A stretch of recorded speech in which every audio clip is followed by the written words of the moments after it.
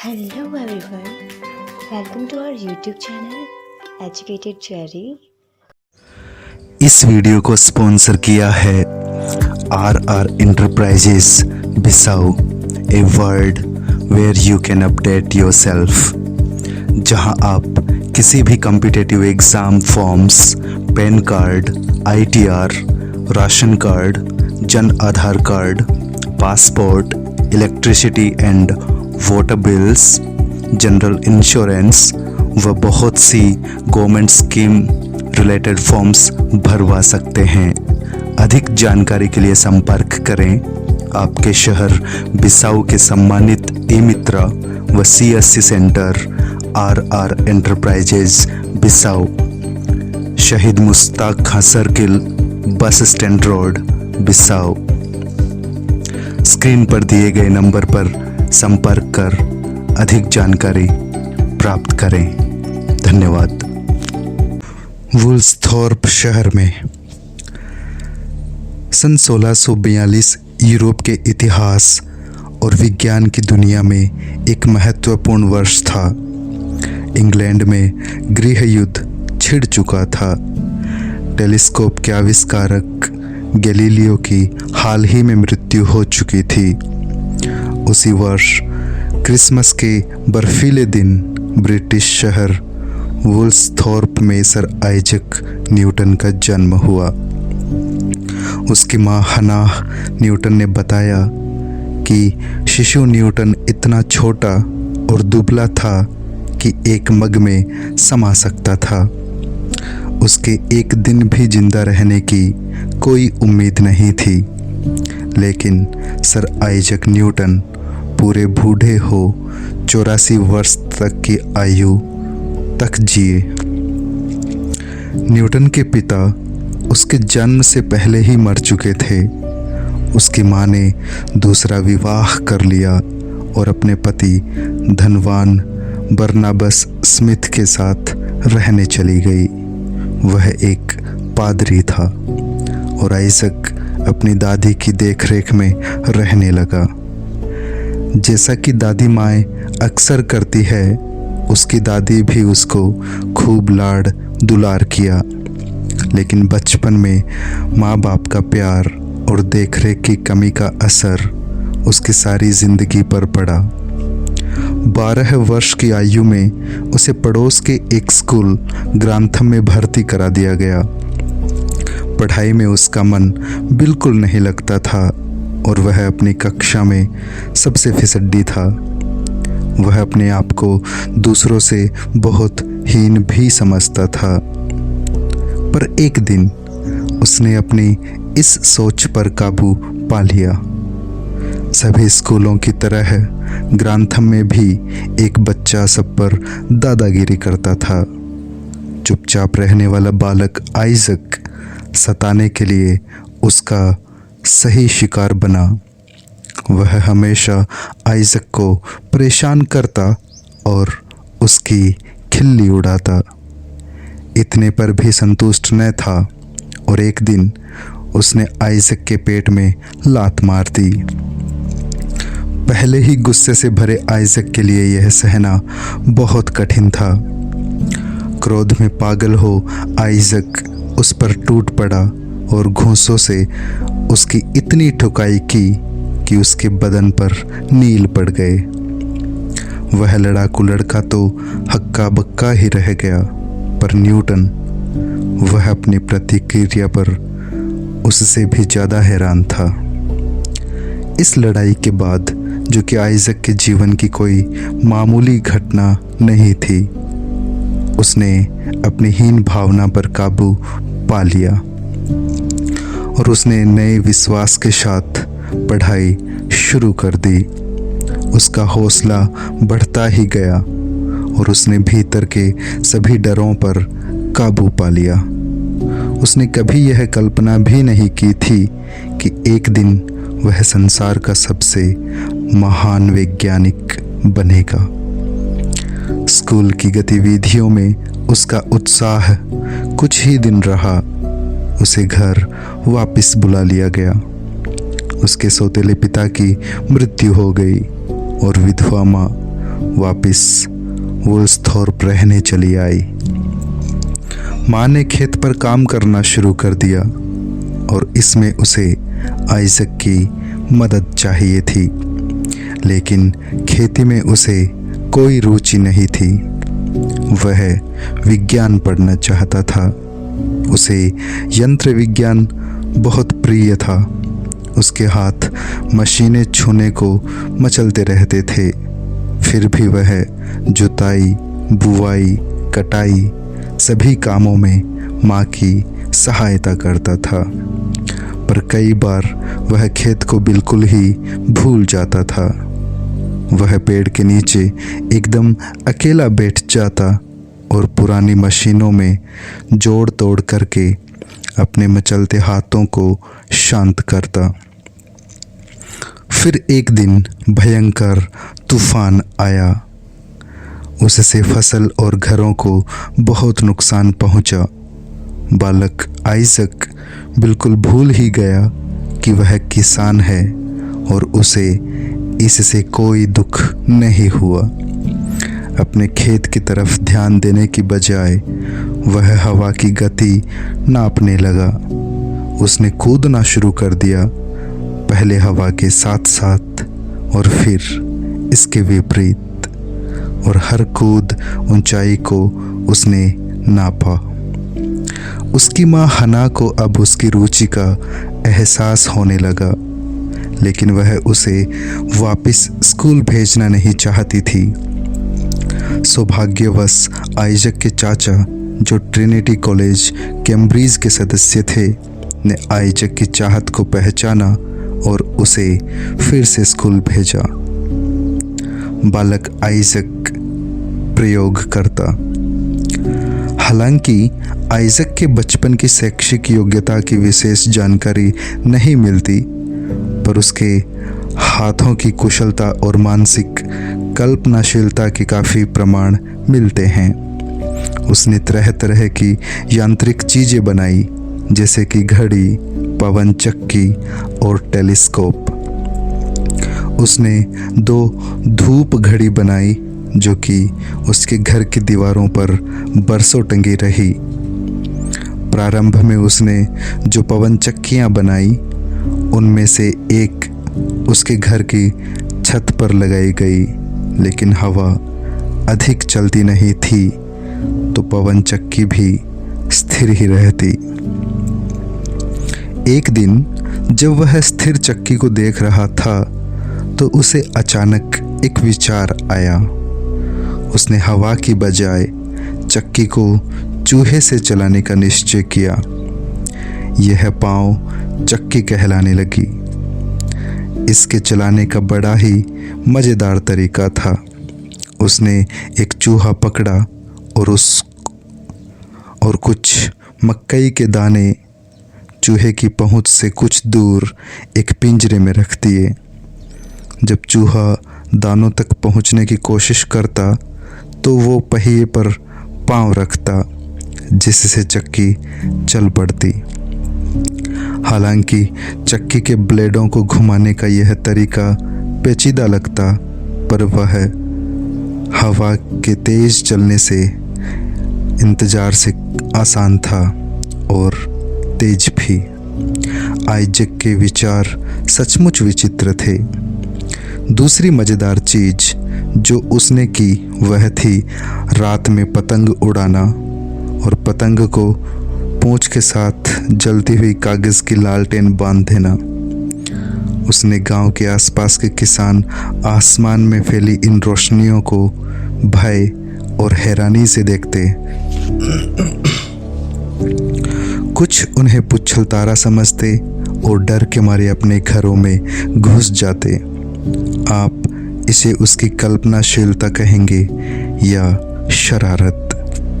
बाल वैज्ञानिक हमेशा कुछ न कुछ बनाता रहता, और कुछ नहीं तो वह घंटों आसमान को निहारने में बिता देता, तारों और ग्रहों की गतिविधियों को देखता रहता। ऐसे समय बिताना उसको बहुत प्रिय था। 19 वर्ष की आयु में स्कूल की शिक्षा पूरी करने पर आइजैक न्यूटन कैम्ब्रिज यूनिवर्सिटी के ट्रिनिटी कॉलेज गया।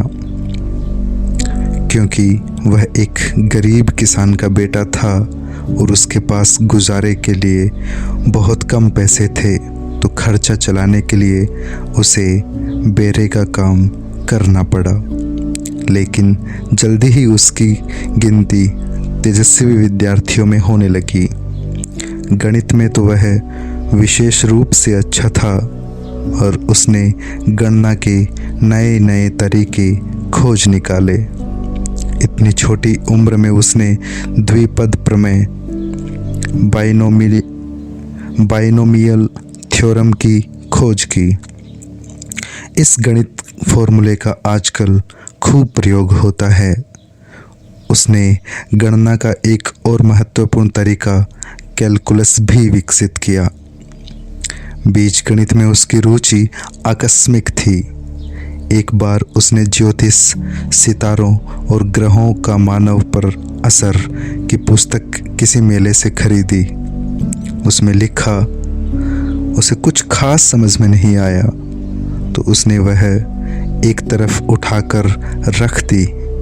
लेकिन उसके अध्यापक आइजैक बरो ने उसे यह किताब पढ़ने के लिए उकसाया और फिर उसे बीजगणित में रुचि होने लगी, क्योंकि इसमें भी उसी तरह के नमूने थे जैसे इसी तरह के नमूने सितारे, ग्रह और पुच्छल तारे अंतरिक्ष में बनाते हैं। एक महान फ्रांसीसी गणितज्ञ डेस्कार्ट्स ने उसे गणित के मौलिक काम करने के लिए प्रेरित किया। इंद्रधनुषी तरंगे। सन 1665 के लगभग इंग्लैंड में भयंकर प्लेग फैला। सब कॉलेज बंद हो गए थे। न्यूटन को मजबूरन वुल्सथॉर्प अपने गांव जाना पड़ा। गांव का शांत स्थान उपयुक्त था। सिर्फ मज़े के लिए ही वह सोचने और प्रयोग के लिए सब प्रकार की चीज़ों की गणना अपने कैलकुलस और बाइनोमियल थ्योरम के फॉर्मूले से किया करता। बहुत दिनों से न्यूटन रोशनी और रंग के बारे में जानने के लिए उत्सुक था और एक दिन उसने खुद को अंधेरे कमरे में बंद कर लिया। फिर उसने खिड़की के दरवाजे में एक छोटा सा छेद बनाया। उस छेद से सूरज की रोशनी की एक किरण कमरे में आई। इस छेद के आगे उसने एक प्रिज्म लगा दी जो 3 साइड वाले शीशे का एक छोटा टुकड़ा था। अब हुआ क्या? सामने वाली दीवार पर 7 रंगों की पट्टी सी थी, जिसे देखकर वह हैरान था। उसने प्रिज्म को उस जगह से हटाया तो देखा कि अब सूरज की किरणों से आती सफ़ेद रोशनी दीवार पर उसी जगह पड़ रही थी। उसने यह प्रयोग बार बार किया जब तक उसे विश्वास नहीं हो गया कि सफ़ेद रोशनी प्रिज्म के ज़रिए पार होकर 7 खूबसूरत रंगों में बिखर जाती है। उसने जो रंग देखे थे वे जामुनी, बैंगनी, नीला, हरा, पीला, नारंगी और लाल। इस पट्टी को तभी से विबग्योर अंग्रेजी शब्द कहते हैं।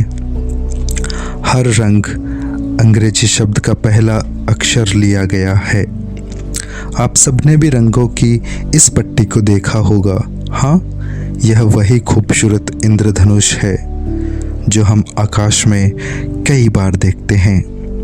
लेकिन इंद्रधनुष देखने के लिए हमें उस खास समय का इंतज़ार करना पड़ता है जब धूप और बारिश एक साथ हो। न्यूटन केवल एक ही प्रमाण से संतुष्ट नहीं हुआ। अपने इस रोशनी और रंगों के सिद्धांत की पुष्टि के लिए उसे एक और विचार आया। उसने एक साथ 2 प्रिज्म का प्रयोग किया। उसने दूसरी प्रिज्म को उसकी ऊपरी सतह नीचे की ओर करके पहले वाली प्रिज्म के सामने रख दिया। सूरज की किरणें एक के बाद दूसरी प्रिज्म से होकर निकली। अब वहाँ दीवार पर कोई रंगों की पट्टी नहीं थी, सिर्फ सफ़ेद रोशनी थी। और बिल्कुल ऐसा ही उसने सोचा था।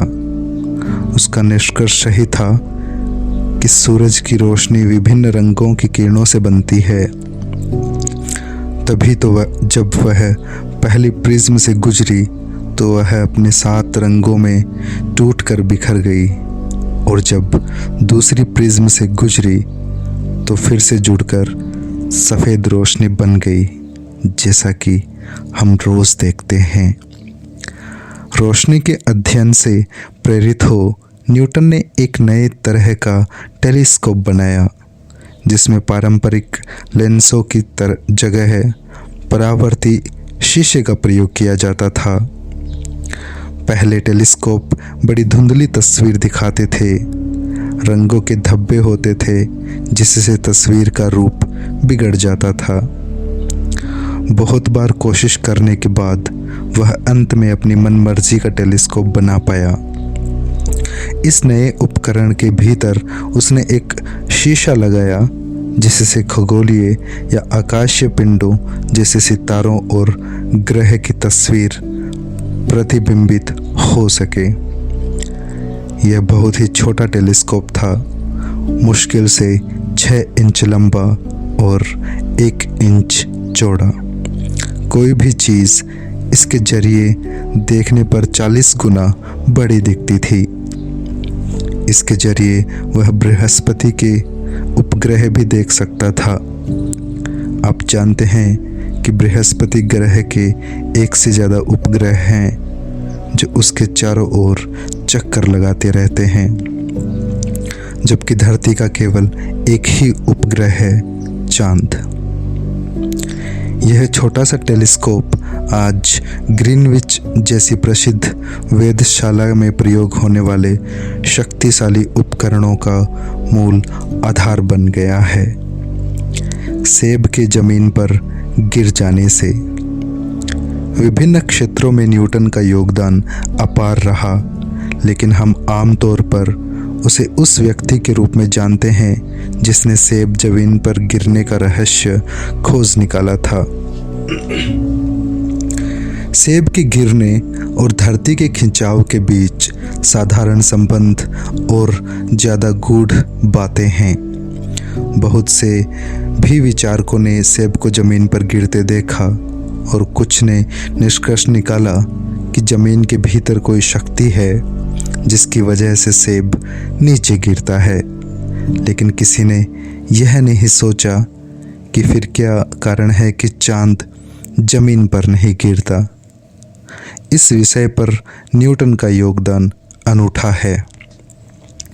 न्यूटन को आसमान में खगोलीय पिंडों को देखना और उनकी हलचल का अध्ययन करने में बड़ा सुख मिलता था। उससे पहले के कुछ वैज्ञानिकों जैसे कोपरनिकस और गैलीलियो ने यह बात काफ़ी साफ थी कि सौरमंडल की धुरी सूर्य है। सभी ग्रह सूर्य के चारों ओर चक्कर लगाते हैं, पर क्यों, यह कोई नहीं जानता था। न्यूटन लगातार इस समस्या पर विचार करता रहा। एक शाम न्यूटन ख्यालों में खोया अपने बगीचों में बैठा था। उसने ध्यान ही नहीं दिया कि कब रात हो गई और आकाश में चांद निकल आया। न्यूटन ताज्जुब कर रहा था कि क्या चांद एक ही पथ पर अटका हुआ है। तभी अचानक पास ही किसी पेड़ से एक सेब नीचे गिरा। हाँ, देखो, उसे अपने पेचीदे सवाल का जवाब किस तरह मिल गया। जैसे धरती का खिंचाव सेब को आकाश में उड़ने नहीं देता, उसी तरह चांद भी उड़ नहीं पाता। वह अपने ही पथ पर रहता है, जो कि परिक्रमा पथ या ग्रह पथ कहलाता है। मान लो किसी रस्सी के सिरे पर पत्थर बांधकर घुमाया जाए तो वह तभी छूट सकता है जबकि रस्सी टूट जाए। सभी खगोलीय पिंडों में यह खिंचाव होता है जिसे गुरुत्वाकर्षण कहते हैं। इसी से संतुलन बना रहता है, कायम रहता है।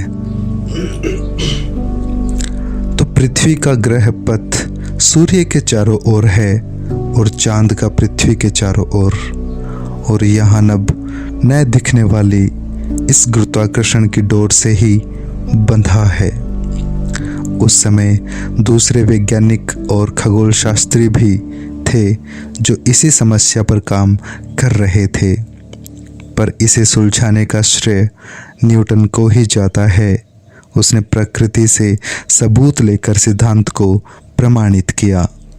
सभी वैज्ञानिक अपना काम प्रकृति के बहुत करीब होकर ही करते हैं, नहीं तो सिद्धांत का व्यवहारिक जीवन में कोई मतलब न रहता। उस समय इंग्लैंड के एक खगोल शास्त्री थे, एडमंड हेली। वह भी इसी समस्या पर काम कर रहे थे। अपने संशय दूर करने के लिए वह एक दिन न्यूटन के पास गए। उन्हें यह जानकर बड़ा सुखद आश्चर्य हुआ कि न्यूटन पहले से ही इस प्रश्न को हल कर चुका है। तो वे न्यूटन की खोजों को लेकर रॉयल सोसाइटी में छपवाने की आशा से गए। रॉयल सोसाइटी ने उस तरफ कोई ध्यान नहीं दिया और छापने में कोई रुचि नहीं दिखाई। हेली ने अपना काम छोड़कर सब कुछ पढ़ा और जांच कर ठीक किया और अपने खर्चे पर उसे छपवाया। इस अद्भुत लेखन को प्रिंसिपिया नाम दिया गया। हेली अगर यह सब न करते तो आज दुनिया आइजैक न्यूटन को नहीं जानती। टेलीस्कोप के लेंस द्वारा अब तक न्यूटन मशहूर हो चुके थे। परावर्ती टेलीस्कोप की वजह से विशिष्ट रॉयल सोसाइटी भी उन्हें अच्छी तरह पहचान गई थी। कैलकुलस और बाइनोमियल थ्योरम के कारण गणितज्ञों में अपना स्थान बना चुके थे। गुरुत्वाकर्षण के नियमों ने उन्हें वैज्ञानिकों की अगली पंक्ति में ला खड़ा किया और रोशनी और रंगों पर जो कुछ किया उससे भौतिक वैज्ञानिक उनकी तरफ आकर्षित हुए। न्यूटन एक महान सर्वज्ञ ज्ञात हुए जो दुनिया ने पहले क्या न देखा होगा। हर क्षेत्र में ऐसे व्यक्ति हुए जिन्होंने अधिक महत्वपूर्ण योगदान दिया, लेकिन एक साथ सभी क्षेत्रों में समान दक्षता रखने वाला कोई दूसरा नहीं था। और उसने यह सब केवल 24 वर्ष की उम्र में ही कर दिखाया। प्लेग समाप्त होने पर वह वापस कैम्ब्रिज चला गया और ट्रिनिटी कॉलेज में फेलो बन गया।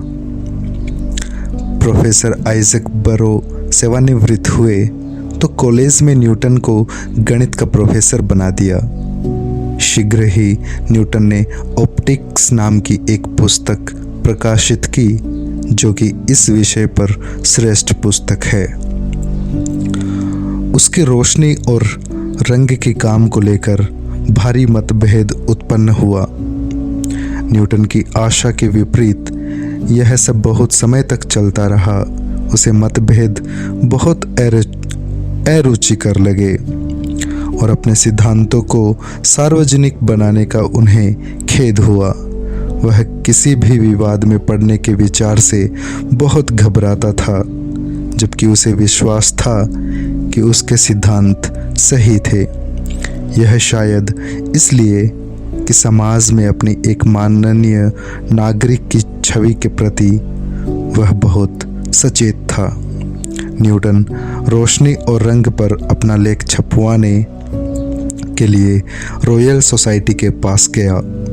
रॉयल सोसाइटी के रॉबर्ट हुक ने न्यूटन के पर्चे तो ले लिए, लेकिन उनसे सहमत नहीं हुए। इस पर्चे के छपने से सारी यूरोप में काफ़ी वैज्ञानिक उत्सुकता जागृत हुई और कई सालों तक इस पर बहस जारी रही। यह विवाद पूरी तरह नुकसान का सौदा नहीं रहा, क्योंकि इसने न्यूटन को रोशनी के प्रश्न पर अधिक गहराई से खोज करने के लिए प्रेरित किया। भुलक्कड़ वैज्ञानिक। न्यूटन बहुत ही भावुक व्यक्ति था। वह हमेशा शांत रहता और उसे क्रोध में आपे से बाहर होते किसी ने नहीं देखा था। वह अपने अध्ययन कक्ष में घंटों अकेला बैठा रहता और विभिन्न सिद्धांतों पर लगातार काम करता रहता। उसका डायमंड नाम का एक छोटा कुत्ता था जो कि चुपचाप न्यूटन के पांवों के पास बैठा रहता, जबकि वह अपने लेखन से दुनिया को हिला देता था। डायमंड केवल निश्चित समय पर वहाँ से हटता था, शायद खाने के समय या फिर जब उसे मालिक पुकारता। एक दिन ऐसा हुआ कि न्यूटन को किसी काम से बुला लिया गया और वह काफ़ी समय तक बाहर ही रहा। उसका पेन, दवात और कागज मेज़ पर ही रखे थे। मोमबत्ती भी जल रही थी। डायमंड सब्र से बैठा अपने मालिक के लौटने की प्रतीक्षा कर रहा था। एकदम अचानक, शायद किसी चूहे को देखकर, वह मेज़ पर कूदा। जलती हुई मोमबत्ती कागजों पर गिर पड़ी। नतीजा भयंकर हुआ। सारे कीमती कागज राख में बदल गए। न्यूटन की महीनों की मेहनत बर्बाद हो गई। जब वापस आकर उसने वह सब देखा तो बहुत दुखी हुआ, लेकिन फिर भी शांत रहा। बस इतना ही कहा, ओह डायमंड, तुम नहीं जानते कि तुमने क्या शैतानी कर डाली है। फिर उसने मेज़ पर से कुछ सारी राख झाड़ी और गंदगी साफ की, और जो कुछ खत्म हो गया था उसे बड़ी शांति से फिर से लिखने बैठ गया। न्यूटन ने विवाह नहीं किया। शायद वो अपना सारा जीवन अपने काम को ही समर्पित करना चाहता था। उसने शांत जीवन जिया और ज़्यादातर वह लोगों से दूर रहता। अपना जो भी काम वह करता था उसमें डूब जाता था। इसी से वह भुलक्कड़ हो गया था। जब वह एक बार काम में लग जाता तो सब कुछ भूल जाता था, स्वयं को भी। एक बार उसने कुछ लोगों को रात्रि भोज के लिए बुलाया। बातचीत के दौरान न्यूटन एकाएक कोई चीज़ जो वहाँ होनी चाहिए थी लाने के लिए उठा। उसे घर में न पाकर बाहर ढूंढने निकला। बस तभी उसे एक विचार सूझा। वह खुशी से बोला, आहा, लगता है खोया हुआ सूत्र मिल गया। यह ऐसा ही होना चाहिए। बुदबुदाता हुआ वह सीधे अपने अध्ययन कक्ष में चला गया। वहाँ एक फाइल खोली और जरूरी गणनाएं करने में व्यस्त हो गया। कुछ देर तक उसकी गैरहाजिरी की तरफ किसी का ध्यान नहीं गया, पर जब काफ़ी देर तक वह नहीं लौटा तो मेहमान चिंतित होने लगे और कुछ तो उसके इस बर्ताव से नाराज हो गए। वे सब उसे ढूंढने लगे और उसी के अध्ययन कक्ष में अपने विज्ञान की दुनिया में खोए हुए उसे पाया। न्यूटन सचमुच में बहुत लज्जित हुआ जब उसे एहसास हुआ कि उसने क्या कर डाला है।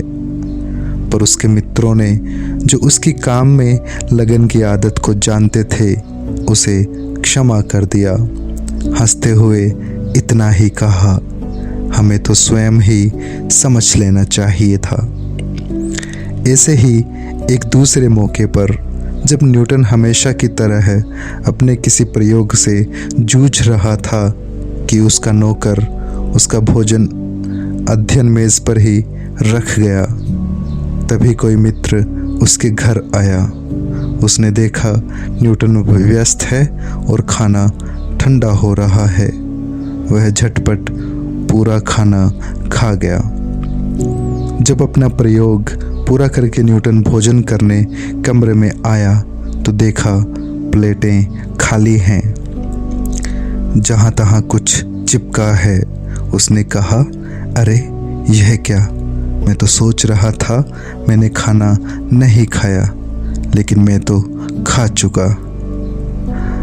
महारानी से सम्मान। न्यूटन ब्रिटिश पार्लियामेंट में यूनिवर्सिटी सीट के लिए 2 वर्ष चुना गया, लेकिन वह अपने अध्ययन कक्ष में लौट जाना चाहता था और काम में खुद को भुला देना चाहता था। बाद में न्यूटन ने पार्लियामेंट तो छोड़ दी, पर एक गंभीर बीमारी के कारण उसके काम में बाधा पड़ी। इस दौरान वह अनिद्रा और स्नायविक असंतुलन से पीड़ित रहने लगा। असंतुलन तो इतना ज़बरदस्त था कि केवल इंग्लैंड में ही नहीं बल्कि पूरी दुनिया के वैज्ञानिकों में यह अफवाह फैल गई थी कि न्यूटन का मानसिक संतुलन गड़बड़ा गया है। कुछ लोगों ने तो यहाँ तक कह दिया कि न्यूटन को पागल खाने भर्ती करा दिया है। उसके ठीक हो जाने पर सरकार मानव जाति को उसकी सेवाओं से परिचित कराने के लिए उसे कोई सम्मानित पद देना चाहती थी। उसे टकसाल का वार्डन नियुक्त किया गया। उसका काम था इंग्लिश सिक्कों को उसके वास्तविक मूल्य पर फिर से चलने लायक बनाना। यह काम बड़े विश्वास और जिम्मेदारी का था। उसे देश की सेवा का मौका जानकर वह पूरी ईमानदारी से जुट गया। उस समय के ब्रिटिश सिक्के अपनी अंकित कीमत काफ़ी खो चुके थे। उसके किनारे ही कटे फटे नहीं थे, बल्कि वजन भी कम था। बेईमान लोगों द्वारा कुछ को कतर दिया गया था, कुछ को घिस दिया गया था। इन्हीं लोगों ने बची धातु से नकली सिक्के बनाकर वापस चलन में डाल दिए। यह सब इतनी होशियारी से किया जाता था कि पता लगाना मुश्किल था। न्यूटन ने जब टकसाल के वार्डन का कार्यभार संभाला तो इस गंभीर समस्या का सामना करना पड़ा। उसने शीघ्र ही एक हल खोज निकाला।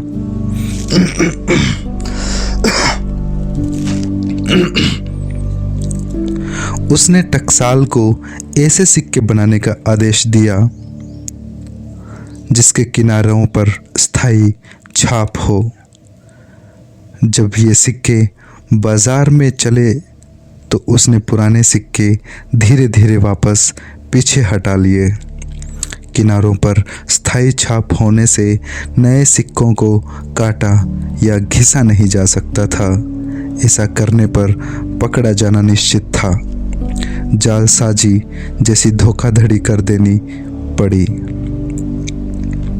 न्यूटन ने अपना कर्तव्य इतनी कुशलता से निभाया कि उसकी तरक्की होने से बहुत पहले ही उसे टकसाल का मास्टर बना दिया गया। ब्रिटिश सरकार में यह बहुत ही महत्वपूर्ण पद है, क्योंकि सारी इंग्लिश मुद्रा उसके अधिकार क्षेत्र में होती थी। नोटों की जालसाजी कम करने का श्रेय भी न्यूटन को ही जाता है। उसने एक नया तरीका खोजा जिससे कि कागज़ के नोटों पर पानी की छाप लगाई जा सके। इसकी नकल करना आसान नहीं था और इस तरह जाली नोट चलन से बाहर हो गए। न्यूटन आजीवन टकसाल के मास्टर के पद पर बने रहे। हालांकि इसमें उनका ज़्यादातर समय निकल जाता था, फिर भी उन्होंने वैज्ञानिक और गणितीय खोजों को पूरी तरह छोड़ा नहीं था। सन 1703 में वह रॉयल सोसाइटी के अध्यक्ष बने। यह एक वैज्ञानिक के लिए बहुत बड़ा सम्मान था। वह प्रतिवर्ष दोबारा चुने गए और मृत्यु पर्यंत इस पद पर रहे। इसका मतलब वह लगभग 25 वर्ष तक रॉयल सोसाइटी के अध्यक्ष रहे। उसी बीच महारानी एनी ट्रिनिटी के मास्टर की मेहमान बनकर वहां गई। इस अवसर पर न्यूटन को नाइट की उपाधि प्रदान की गई। सर आइजैक न्यूटन अब इंग्लैंड का सबसे प्रसिद्ध और सम्माननीय व्यक्ति था। प्रत्येक प्रतिष्ठा संस्था अब न्यूटन का सम्मान करना चाहती थी। वह अब लंदन के एक विशाल भवन में रहने लगा। वेस्टमिंस्टर एबे में एक तरफ न्यूटन बहुत शांत और मित्रवत थे और दूसरी तरफ असहनशील और उतावले थे। ऐसा शायद स्नायविक असंतुलन के बाद हुआ। उस बीमारी ने अपना असर हमेशा के लिए छोड़ा था। कभी कभी वह बहुत क्रोधित और असंगत हो जाते। कुछ लोग सोचते थे कि न्यूटन रॉयल सोसाइटी पर पूर्ण तरीके से शासन करते हैं। खगोल शास्त्री जॉन फ्लेमस्टीड को एक बार ऐसा ही महसूस हुआ। वह स्वयं भी जटिल आदमी था, लेकिन अपने क्षेत्र का पूर्ण ज्ञाता था। उसने अतुलनीय आंकड़े इकट्ठे कर रखे थे। न्यूटन को भी अपने चांद संबंधी सिद्धांत के लेखन के लिए उन आंकड़ों की जरूरत पड़ी थी। एक बार न्यूटन को कुछ आंकड़े तुरंत नहीं मिल पाए तो वह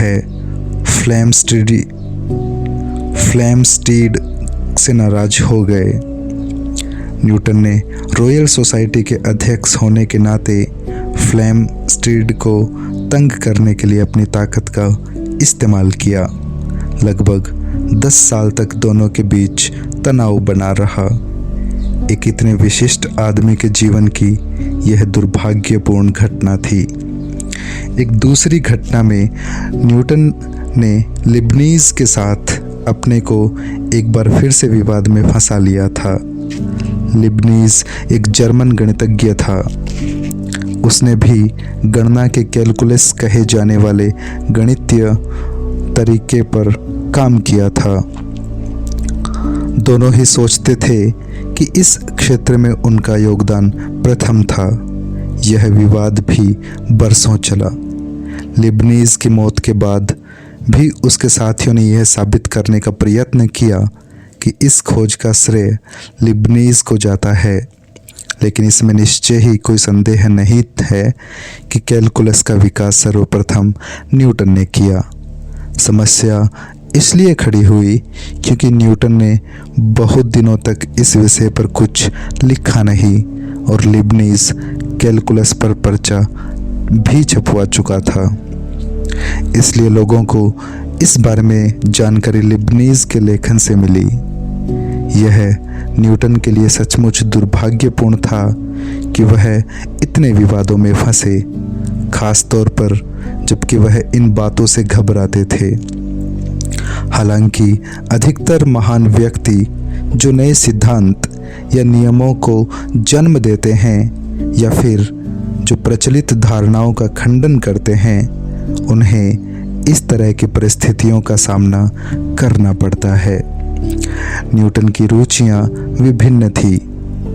विज्ञान के क्षेत्र से लेकर धर्म के अध्ययन तक पत्रों के रूप में उन्होंने बहुत सी पांडुलिपियां लिखी है।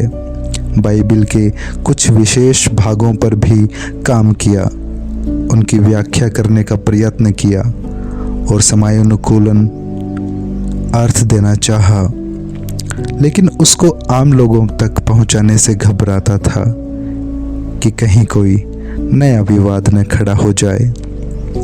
कुछ भी कहें, पर सर आइजैक न्यूटन दुनिया का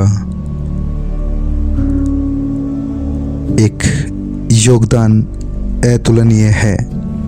एक वैज्ञानिक के रूप में ही उनकी सराहना नहीं हुई, बल्कि एक अच्छे इंसान के रूप में भी। सन 1727 के प्रारंभ में ही न्यूटन गंभीर रूप से बीमार पड़े।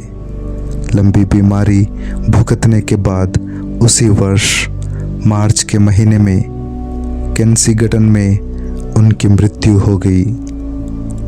उस समय वह 85 वर्ष के थे। सरकार और देशवासियों ने अपनी अंतिम श्रद्धांजलि उनको वेस्टमिंस्टर एबे में दफना कर दी। उनकी यादगार के रूप में एक शानदार स्मारक उसी जगह बनवाया गया है जहां उन्हें दफनाया था। महान वैज्ञानिक की याद में उत्तम श्रद्धांजलि शायद वो शब्द हैं जो कि उस कमरे की एक मेज पर खुदे हैं जिसमें उनका जन्म हुआ था। कुदरत और कुदरत के नियम छिप जाते हैं रात में। ईश्वर ने कहा न्यूटन हमेशा रहे और वह हो गया प्रकाशमान। धन्यवाद। आप सुन रहे थे सर आइजैक न्यूटन, लेखक नंदिता दास।